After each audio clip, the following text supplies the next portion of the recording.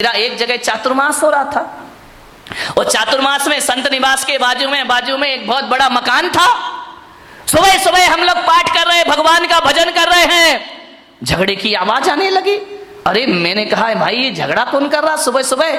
मेरे साथ लड़के थे, मैंने कहा जरा देखो किसी ने टीवी चालू कर दिया है क्या? बोले महाराज झांक करके देखा तो बोले टीवी नहीं है, ये तो लाइव चल रहा है। मैंने कहा मतलब क्या है? बोले डायरेक्ट झगड़ा हो रहा है। मैं गया, मैंने खिड़की से झांका, दो पति पत्नी आपस में लड़ रहे, इतना लड़ रहे हैं कि लड़ते लड़ते कमरे से बाहर निकल आए, आंगन में आ गए। एक के हाथ में बेलन है, एक के हाथ में कौन बोला चिमटा है। चले ऐसे तुम लोग तैयार रहते हो बोलने के लिए। दोनों लड़ते झगड़ते बाहर आ गए, झगड़ा हो रहा। मैंने कहा इधर आओ।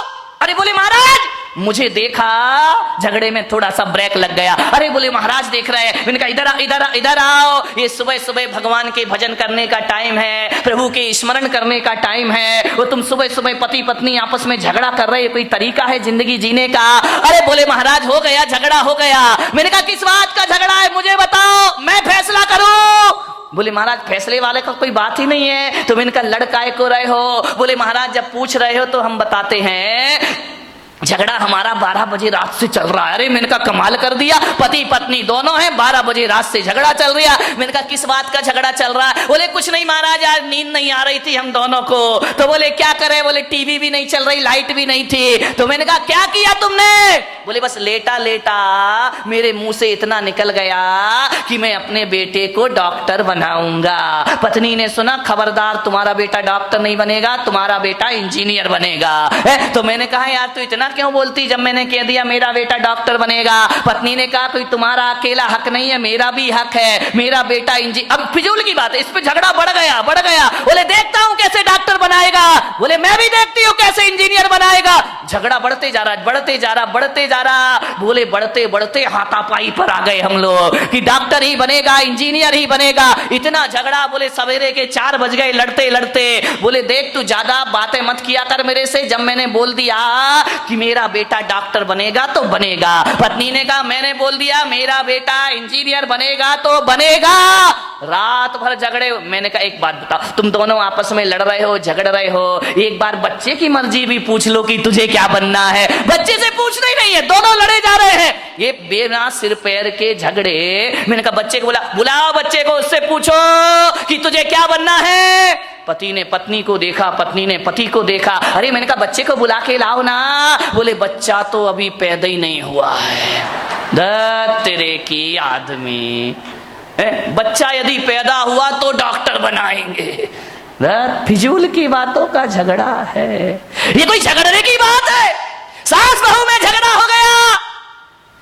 बहू ने कहा मलाई मेरे पीहर में जाएगी, सास ने कहा चल मलाई यहीं खाई जाएगी। इतनी लड़ाई, इतनी मलाई पे झगड़ा हो गया। बोले ये तो पीहर में जाएगी, पास में पीहर लोणन नीरा की होगी और कहाँ की हो सकती है? तो बोले ये मलाई मेरे पीहर में जाएगी। सास ने कहा नहीं, मलाई तो बारामती में ही खाई जाएगी, चाहे कुछ भी हो जाए। बोले देखती हूँ तू कौन होती है रोकने वाली, अरे तेरे जैसी लाखों बहुएं देखी, चल मलाई यहीं रहेगी। इतना झगड़ा। ससुर जी दुकान से आए, उन्होंने कहा ये महाभारत क्यों मचा रखी, झगड़ा क्यों है? बोले बहू को समझा लो, वो कह रही है कि मलाई पीहर में जाएगी और मैं कह रही हूँ कि मलाई यहीं खाई जाएगी। ससुर ने कहा तुम मलाई पे लड़ रही, लाओ मलाई लेकर आओ, मैं ही खा लेता हूँ, टेंशन खत्म हो जाएगा, मलाई लेकर आओ। सास ने बहू को देखा, बहू ने सास को देखा। बोले मलाई लेके आ, बोले तू लेके आ। दोनों ने देखा लाए कौन। अभी तो दोनों में ये चर्चा चल रही थी कि भैंस लेके आना है। अभी भैंस आई,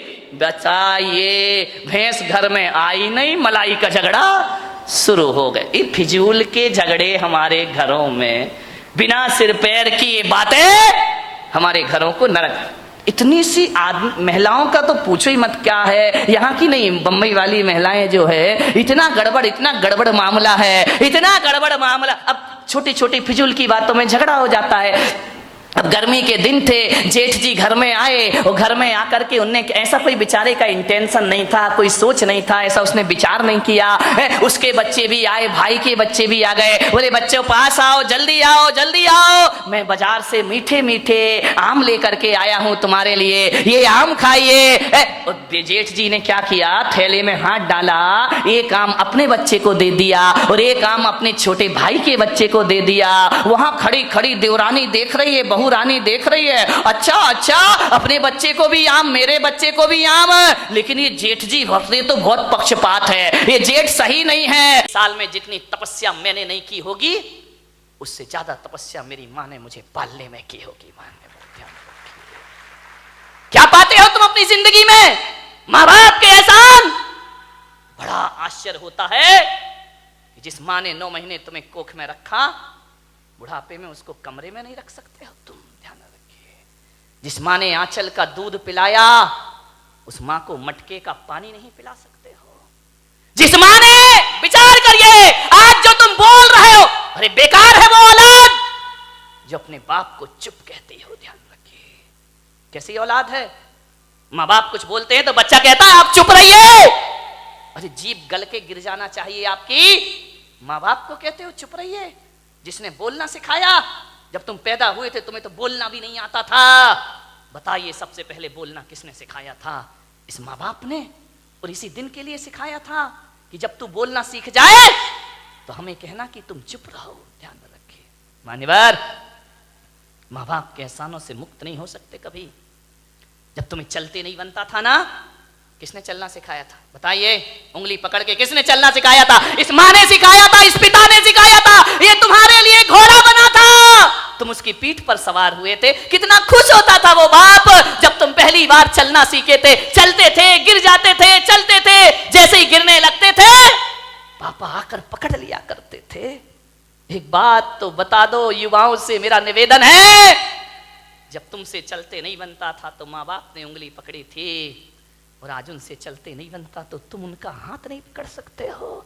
तुम्हें उनका हाथ पकड़ने में शर्म आती है, तुम्हें गाड़ी में बिठा के मंदिर ले जाने में शर्म आती है, तुम्हें शर्म आती है अपने माँ बाप को सहारा देने में। वाह रे इंसान, विचार करिए। याद है तुम्हें जब बचपन में स्कूल जाते थे तो माँ क्या करती थी? तुम्हारे टिफिन में 2 रोटी रखती थी। बेटा पढ़ाई भी करना, भूख लगे तो ये रोटियां खा लेना। स्कूल में रहने के बाद भी माँ तुम्हारा ख्याल रखती थी। और जब स्कूल जाते थे तो माँ पिता 1 रुपया 2 रुपया तुम्हारी जेब में डाल दिया करता था। विचार करो आप कि जिस माँ ने टिफिन में 2 रोटियां रखी हैं, बुढ़ापे में आज उस माँ की थाली में 2 रोटी नहीं है। और जिस बाप ने जेब में पैसे डाले थे, आज वो बाप बिना पैसे के घर में जिंदगी जी रहा है। एक एक पैसे को तरसता है, उसे शर्म आती है अपनी औलाद से पैसा मांगने में। एक बात तो बता दो, युवाओं से मेरा निवेदन है कि बचपन में तुमने पिता की जेब से पैसे निकाले थे तो पिता तो गुस्सा नहीं हुए थे ना? पिता तो सोचते थे बच्चा है, निकाल लिया, खर्च करेगा, कोई बात नहीं है। बचपन में पिता के जेब से पैसे निकालते तब पिता को गुस्सा नहीं आया। और आज बुढ़ापे में बाप यदि तुम्हारी जेब से पैसा निकाले तो तुम्हें गुस्सा क्यों आता है? मैं आपसे पूछना चाहता हूं, युवाओं से मेरा प्रश्न है, आज आपको गुस्सा क्यों आता है? आज पिता को इजाजत क्यों लेना पड़ती है? एक बात आपसे निवेदन करने जा रहा हूं मान्यवर, जब तुम छोटे थे ना, ये वही बाप है, तुम्हारे घर में एक चिड़िया आती थी। तुम बचपन में छोटे में पूछते थे पापा ये क्या है? पापा कहते थे बेटा चिड़िया है। फिर थोड़ी देर बाद चिड़िया आती थी, पापा ये क्या है? बेटा ये चिड़िया है। फिर चिड़िया आई, पापा ये क्या है? तुमने 10 बार पूछा, बाप ने 10 बार बताया बेटा ये चिड़िया है। पापा को गुस्सा नहीं आया ना? और जब बुढ़ापे में एक बाप किसी बात को 2 बार पूछ लेता है तो आप कहते हो तुम्हें एक बार का समझ में नहीं आता है, बार बार पूछते रहते हो। कितनी बार समझाऊं तुमको? बताओ, तुमने 10 बार पूछा तो पापा ने गुस्सा नहीं किया, आज पापा ने 2 बार पूछ लिया तो तुमको गुस्सा आ गया। तुम कहते हो कि माँ बाप जिद करते हैं, बुढ़ापे में परेशान करते हैं। तुमने भी बहुत जिद की थी जब तुम अपने माँ बाप के साथ बाजार गए थे। खिलौने के लिए मचल गए थे, पापा यही खिलौना लूंगा, पापा के पास पैसे नहीं थे, पापा मुझे यही वाला चाहिए। सोचिए, आप विचार करिए, बाप के पास कुछ नहीं था, तुमने डिमांड की, तुमने जिद की, तुम भी तो सड़क पर मचल गए थे, बाजार में रोने लगे थे, तो पापा को गुस्सा नहीं आया? और आज माँ बाप थोड़ी सी जिद कर ले, तुमको गुस्सा आ जाता है। किस काम की जिंदगी है ये तुम्हारी? मान्यवर, विचार करिए, तुमने कितना परेशान किया है माँ बाप को। उस परेशानी का यदि 1% भी चुका सको तो माँ बाप खुशी से अपनी जिंदगी जी लेंगे। मेरे भाई, मैं आपसे निवेदन करता हूं, माँ बाप का सम्मान ना कर सको कोई बात नहीं है, ज्यादा उनका मान प्रतिष्ठा ना दे सको कोई बात नहीं, लेकिन मेरा आपसे आज एक निवेदन है, इज्जत ना दे सको कोई बात नहीं, मगर ऐसा तो करो कि माँ बाप इज्जत से उस घर में रह सके। ध्यान रखे, इतना तो कर सकते हो ना कि सम्मान की जिंदगी जी सके। वो क्या करते हम माँ बाप के लिए? स्वामी विवेकानंद बहुत बड़े संत हुए, अमेरिका गए, उन्होंने अपना भाषण दिया, प्रवचन दिया, मां पर बहुत अच्छा बोलते थे। वो कहते थे मां से अच्छा कुछ नहीं होता, मां से बड़ा कोई धर्म नहीं होता, पिता से बड़ा कोई धर्म नहीं होता, कोई कर्तव्य नहीं होता हमारा। विवेकानंद से किसी जिज्ञासु ने पूछ लिया, आप मां की इतनी महिमा गाते हैं, मां में ऐसा क्या है? धरती पर आए हैं तो मां तो मिलेगी मिलेगी, इसमें कौन सा एहसान? और हर मां बाप पाल पोस के बड़ा करते हैं, कोई बड़ा काम नहीं कर दिया उन्होंने। धरती पर आओगे तो मां बाप तो मिलेंगे ही मिलेंगे। विवेकानंद ने कहा, यह प्रश्न कोई भारत का आदमी पूछ रहा है कि मां में ऐसा क्या है? स्वामी विवेकानंद ने उसे बुलाया कि इधर आओ। वो एक साफा बांधते थे, उन्होंने अपनी पगड़ी खोली, बोले इसे पकड़ो। उसने कहा, स्वामी जी ये क्या है? बोले पकड़ो। उसने पकड़ा। और स्वामी विवेकानंद ने कहा कि जाओ, मेरी सभागृह के बाहर 1 किलो का पत्थर पड़ा है, उसे उठा के लाओ। बोले स्वामी जी मुझे प्रश्न का उत्तर चाहिए। ये पत्थर में से नहीं उठेगा। बोले देख, मां बाप के संदेह में उठा हुआ प्रश्न किसी पत्थर से कम नहीं हुआ करता है। और पत्थर का जवाब स्वामी विवेकानंद नहीं देते, पत्थर का जवाब पत्थर ही दिया करता है। जाओ और पत्थर उठा के लाओ। वो पत्थर उठा के लाया। स्वामी जी ने कहा अपने पेट में बांध, और बांध करके पूरे नगर के 3 चक्कर लगा के आ। बोले ऐसा नहीं हो सकता। बोले क्यों नहीं हो सकता है? बोले मुझे उत्तर चाहिए। बोले उत्तर मैं नहीं दूंगा, उत्तर पत्थर देगा। मां बाप के खिलाफ उठा प्रश्न पत्थर है, उत्तर भी पत्थर ही देगा। जाओ। उसने बांधा पूरे परिक्रमा। बोले थोड़ी देर बांधा फिर छोड़ दिया। बोले मेरे से नहीं होगा ये। बोले क्यों? बोले स्वामी जी आप इतने बड़े विद्वान हैं, मनीषी हैं, ज्ञानी हैं, मैं पेट में पत्थर बांध के घूमूंगा तो लोग हंसेंगे, मेरा मजाक बनेंगे, मुझे अच्छा नहीं लगेगा, मुझे शर्म आती है। तो स्वामी विवेकानंद ने कहा उत्तर मिल गया।